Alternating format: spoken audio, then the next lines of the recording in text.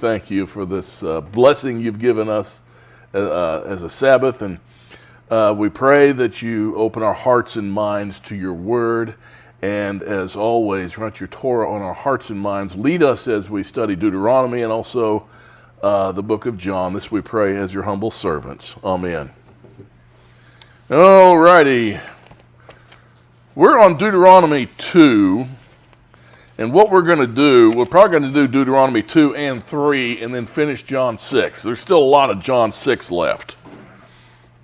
And these chapters in Deuteronomy are pretty much the introduction to Deuteronomy. Chapter 4 will get us into the meat that is excellent. And right now we're still going to be going over a brief history of their disobedience as to why they couldn't get there 40 years earlier. Deuteronomy chapter 2 verse 1 says, "Then we turned and set out for the wilderness by the way of the Red Sea, as Yahweh spoke to me, and circled Mount Seir for many days." Now, Moses is still reminding them of what happened to them. He reminded the people they could not enter the land of Canaan, and that was because of the sins of their fathers. So they set out for the wilderness. They circled that Mount Seir, and you see how close it was to the land they were going to go to? That's when he said, "No, you're not going in." So they were there good and close, but no, they didn't trust the Father. They didn't trust him. They're going to go out to the wilderness now. He's going to remind them of that. That's what they had to do. Verses 2 through 4. Yeah. Why did they send spies out then? It was to see which way they were to go. Okay, not to see if they should go. Gotcha. Yeah, that's why they sent the spies. Also understand they've got a 50-mile radius circle there that's not actually centered on a mountaintop. Yeah, that's that top. You're talking about that at the top, the north. Yeah, that's the ones that didn't cross. They didn't cross over, so they get in that area there. Those 2.5 tribes. Verses 2 through 4. Yahweh spoke to me, saying, "You have circled this mountain long enough. Now turn north and command the people, saying, You shall pass through the territory of your brothers, the sons of Esau, who live in Seir, and they'll be afraid of you. So be very careful."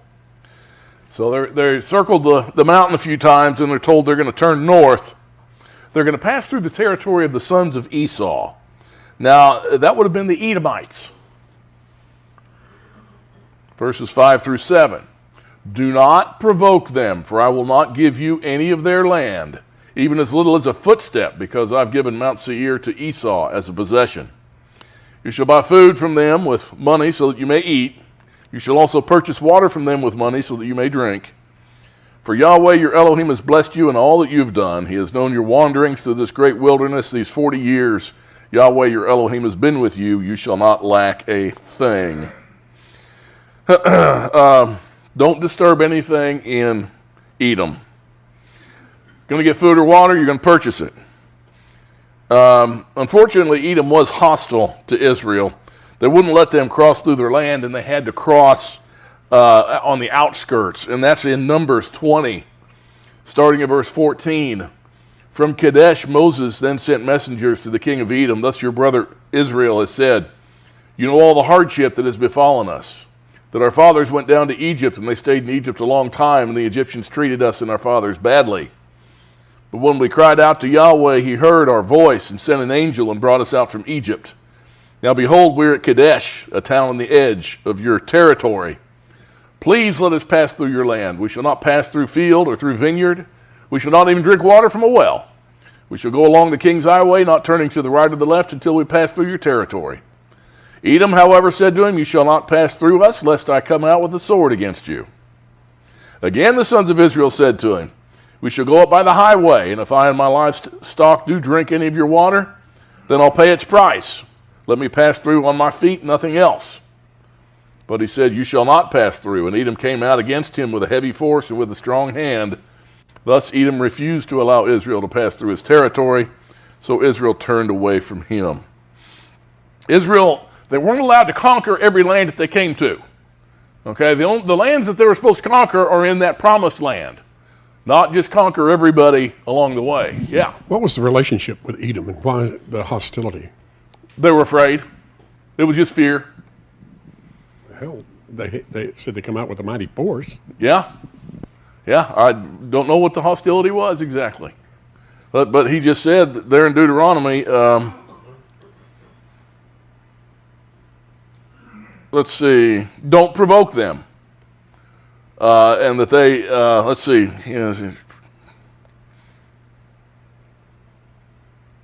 yeah, they'll be very afraid of you there in verse 4. So he said be very careful.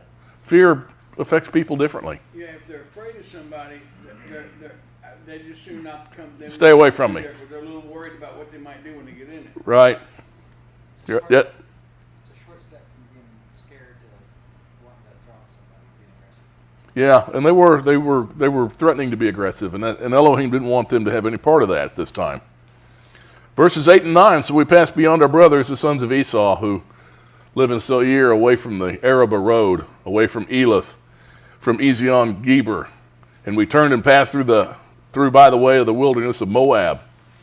Then Yahweh said to me, do not harass Moab, nor provoke them to war, for I will not give you any of their land as a possession, because I've given Ar to the sons of Lot as a possession. The sons of Ammon, they're not to be disturbed either. They're a relative of Israel. They're sons of Lot. Who was Lot? Nephew of Abraham. So there's a relation there. He says, I don't want you fighting them. Verses 10 through 12. The Amim lived there formerly, a people as great, numerous, and tall as the Anakim. Like the Anakim, they are also regarded as Rephaim, but the Moabites call them Amim. The Horites formerly lived in Seir, but the sons of Esau dispossessed them and destroyed them from before them and settled in their place, just as Israel did in the land of their possession, which Yahweh had given to them. The term Amim, that means terrors. These lands previously belonged to the sons of Ham, but they were destroyed by the Edomites. Verses 13 through 15. Now arise and cross over the brook Zered yourselves. So we crossed over the brook Zered. Now the time that it took for us to come from Kadesh Barnea until we crossed over the brook Zered was 38 years, until all the generation of the men of war perished from within the camp, as Yahweh had sworn to them. Moreover, the hand of Yahweh was against them to destroy them from within the camp until they all perished. So that's the necessity of the wanderings. It was so those who had defied Elohim were to die before they got to that promised land. Did you also interpret that to say that just in their daily movements, bad luck's going to strike them more than their neighbors? Oh, yeah. Yeah, they didn't have an easy time. That wasn't the whole point, to have too much of an easy time of it. Verses 16 through 19. So it came about when all the men of war had finally perished from among the people, that Yahweh spoke to me. You shall cross over Ar, the border of Moab, today. And when you come opposite the sons of Ammon, do not harass them nor provoke them, for I will not give you any of the land of the sons of Ammon as a possession, because I've given it to the sons of Lot as a possession. Okay, now they're going to be allowed to go into the land. Once again, don't provoke the Ammonites. Ammon and Moab, they both came from the same place. They were incestuous sons of Lot. That was Lot's daughters that had them. Yeah. Only those that were 20 years and older were allowed to enter in. 20 years and younger. 20 years and Yeah. younger, right. And it says there, and it came about when all the men of war had finally perished. Does that mean all of those from 20 up? Up. Not only up. did it mean men of war, but it meant men eligible to be in war. because when they only counted men anyway, right? Right, and those 20 and older.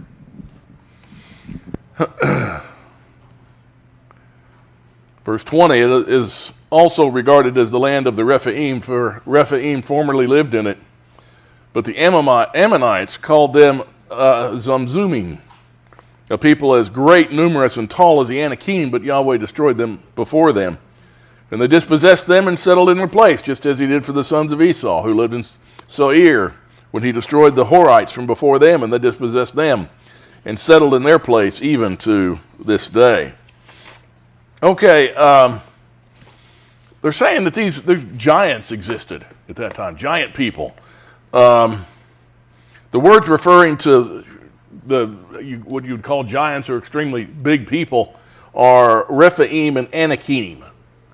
And the term translated as giants in Genesis 6 verse 4 is Nephilim. And that's not a reference to giants. That's a reference to fallen ones. What? What? There's reference to what? It's a reference to fallen ones. It has nothing to do with giants. In this verse, the gigantic race is called Zamzumim, and that means noisy ones. Elohim, he destroyed them before the Ammonites. Verse 23, and the Avim, who lived in villages as far as Gaza, the Caphtorim, who came from Caphtor, destroyed them and lived in their place. Arise, set out, and pass through the valley of Arnon. Look, I've given Sihon the Amorite, king of Heshbon, and his land into your hand. Begin to take possession and contend with him in battle. This day I will begin to put the dread and fear of you upon the peoples everywhere under the heavens, who, when they hear the report of you, shall tremble and be in anguish because of you. He's going to start bringing the people into the land now, and he's going to put the fear into the hearts of the inhabitants of this land. With that being the case, if you have fear in your hearts of your enemy, you're going to lose. That's an advantage that is almost impossible to overcome, is that feeling of dread, of loss. They're going to be easily defeated. Verse 26, so I sent messengers from the wilderness of Kedemoth to Sihon, king of Heshbon, with words of peace, saying, let me pass through your land. I'll travel only on the highway. I will not turn aside to the right or to the left. You'll sell me food for money so that I may eat, and give me water for money so that I may drink. Only let me pass through on foot. Just as the sons of Esau who live in Seir and the Moabites who live in Ar did for me, until I cross over the Jordan into the land which Yahweh our Elohim is giving us. Heshbon is given the same offer as Moab and Ammon. However, they're not brethren. They're not kin. Okay, they're not relatives. Israel is not prohibited from destroying them. Verse 30, but Sihon, king of Heshbon, was not willing for us to pass through his land. For Yahweh your Elohim has hardened his spirit and made his heart obstinate in order to deliver him into your hand as he is today. So Elohim hardened the heart of Sihon, the king of Heshbon. This was Elohim's doing. He did it. He intended to deliver those people into the hands of Israel. Verse 31. And Yahweh said to me, see, I've begun to deliver Sihon and his land over to you. Begin to occupy that you may possess his land. Then Sihon and all his people came out to meet us in battle at Yahaz. And Yahweh our Elohim delivered him over to us, and we defeated him with his sons and all his people. So all these people were delivered over to Israel. Complete and total victory. Verse 34, so we captured all his cities at that time, and utterly destroyed the men, women, and children of every city. We left no survivor. We took only the animals as our booty and the spoil of the cities which we captured. From Eror, which is on the edge of the valley of Arnon, and from the city which is in the valley even to Gilead, there was no city that was too high for us. Yahweh our Elohim delivered all over to us. So, everyone was destroyed, men, women, and children. They kept only the animals and the booty from the cities. Verse 37, only you did not go near to the land of the sons of Ammon all along the river Jabbok and the cities of the hill country, and wherever Yahweh our Elohim had commanded us. Don't set foot in Ammon. That was a command. Moab and Ammon were not destroyed by Israel in that day. Yeah. Do you have a graphic to show where they came? Would it be on that earlier map where they? No, not exactly. Yes. No, I can tell you where they were. If you can picture a map of the Middle East today, think of where Jordan is.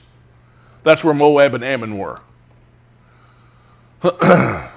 So it would have been just east and kind of north of Israel. Yeah. He didn't hate these people as bad as he did those people. He said kill their dogs, cats, cattle. Remember that? Yeah, destroy everything. Right. Livestock. It just depends. He told them what he wanted, and they were. It's. Yes. No. Yeah. Yeah. Don't take the gold. Yeah, pile everything up and burn it. Destroy it all. But these people were not of the brethren, therefore they were punished. Moab and Ammon weren't allowed to destroy them, but they didn't get away with this. All right, Elohim still dealt with them. That's in Deuteronomy 23, verses 3 through 8. It says, "No Ammonite or Moabite shall enter the assembly of Yahweh.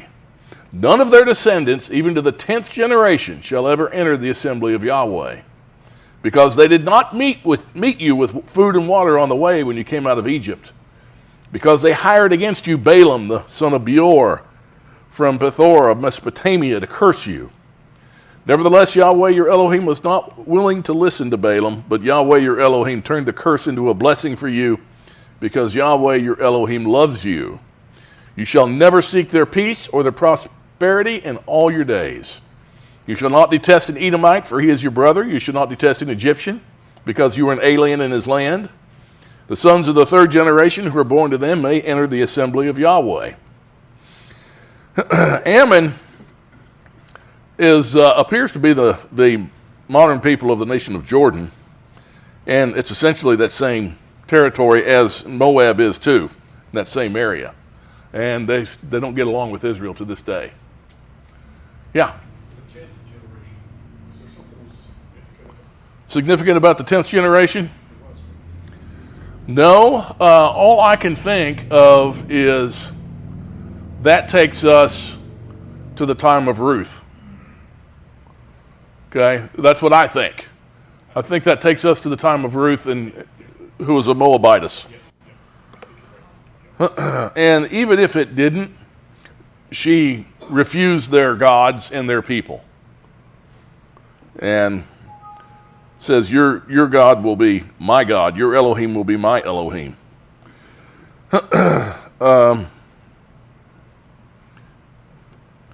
Let's look at chapter 3. Just a continuation of that. Verse 1. Then we turned and went up the road to Bashan, and Og, king of Bashan, with all his people came out to meet us in battle at Edrei. Now, Moses is still telling Israel why they were where they are at the time, because it's the sin of their fathers once again. They had to wander the wilderness. Elohim had delivered the Amorites into the hands of Israel. He'll deliver Bashan into their hands also. And here's where they went. You can see they circled around Edom.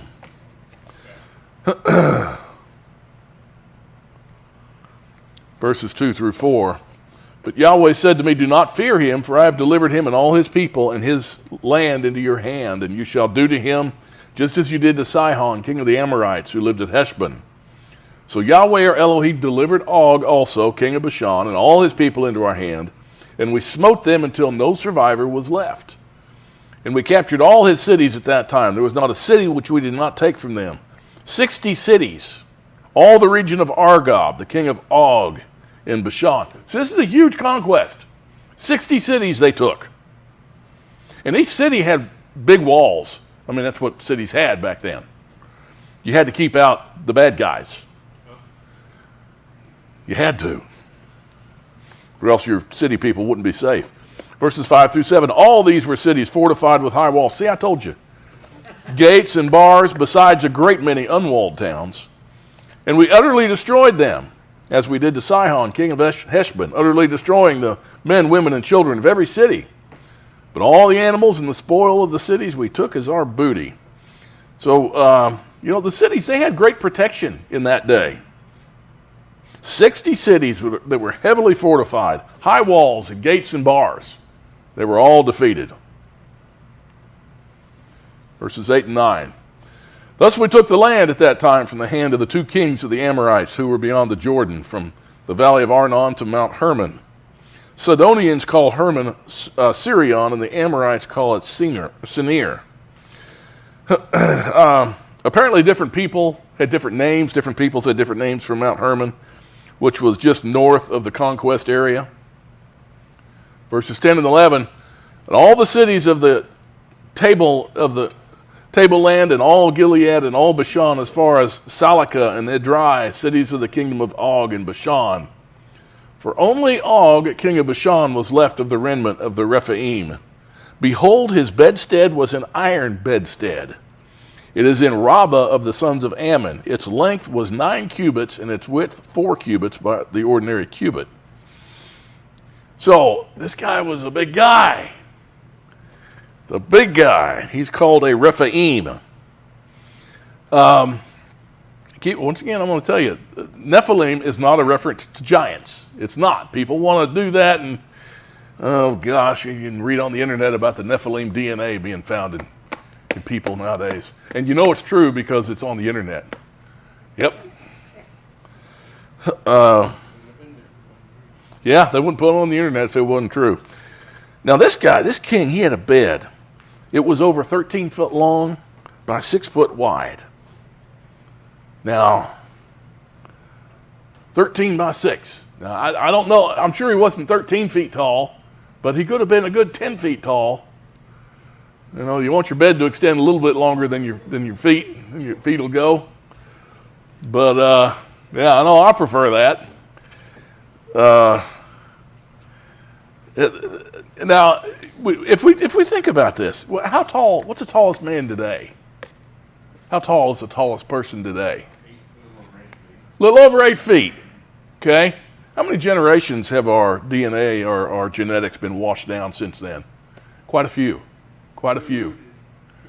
And if you're living right at the land of milk and honey, where it's everything's nutrition, that can fully expand. Look at how much larger mankind is today than they were, say, in the days of the Civil War. Did you ever visit at one of the forts from the Civil War? All the doorways are about 5'5", 5'6", and that was plenty tall for everybody to get through. It's interesting about how all we needed was nutrition, and look how much bigger we are now.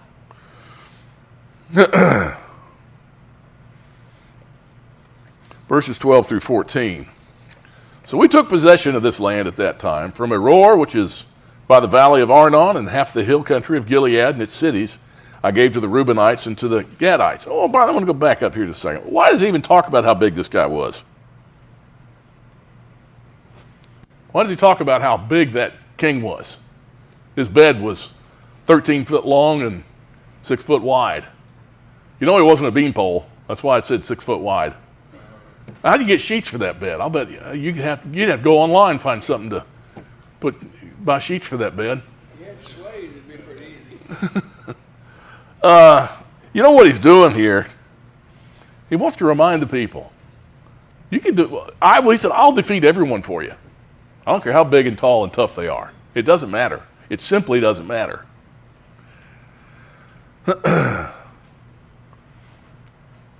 Verse 13, and the rest of Gilead and all of Bashan and the kingdom of Og I gave to the half-tribe of Manasseh, all the region of Argob concerning all Bashan. It is called the land of Rephaim.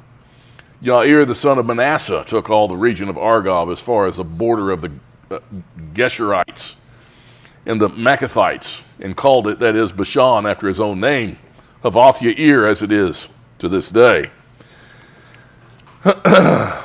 East Manasseh, Reuben, and Gad, they didn't want to cross over. They wanted to stay there on this side of the Jordan.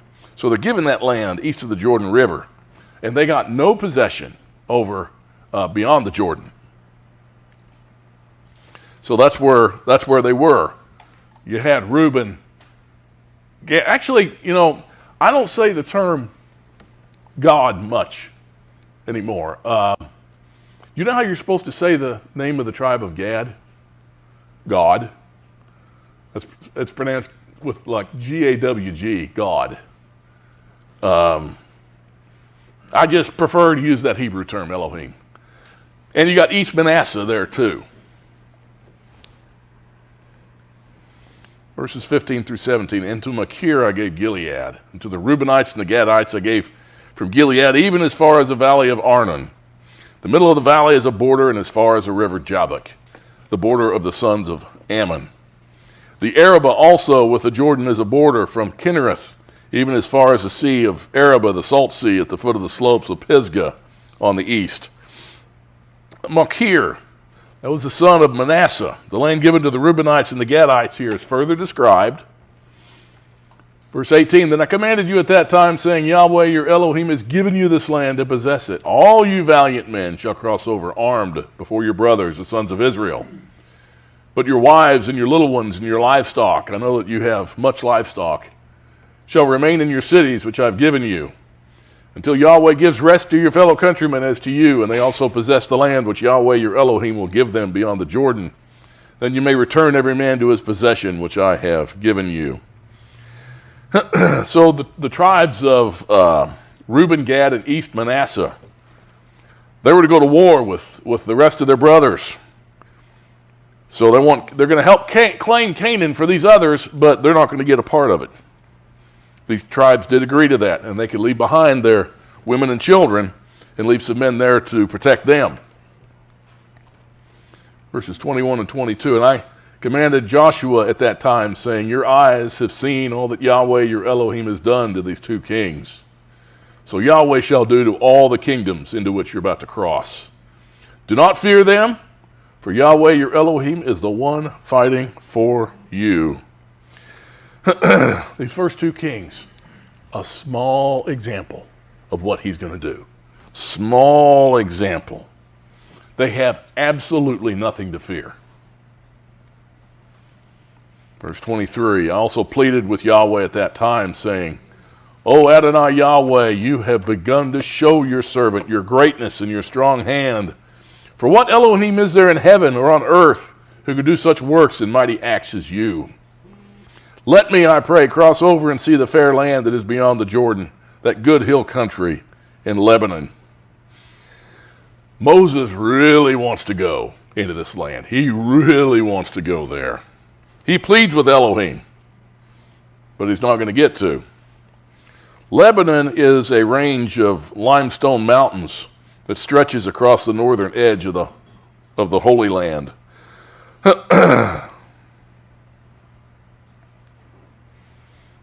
And that's the view from there. Verses 26 and 27, but Yahweh was angry with me on your account and would not listen to me. And Yahweh said to me, enough! Speak to me no more of this matter. Go up to the top of Pisgah and lift up your eyes to the west and to the north and south and east and see it with your eyes, for you shall not cross over this Jordan. So he's going to get to see it. He's not going to get to step foot in it, but he's going to see it. The rest of us don't stand a chance. Yeah. Verses 28 and 29, but charge Joshua and encourage him and strengthen him, for he shall go across at the head of this people. He shall give them as an inheritance the land which you will see. So we remained in the valley opposite Beth Peor. So now they're on the verge of entering this land that he promised them. Joshua's going to lead them in there, but before they enter, Moses is going to give them the instructions from Elohim over again. And some more too. There's going to be more to it.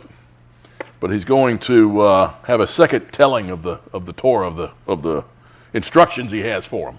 And if only they'd followed them.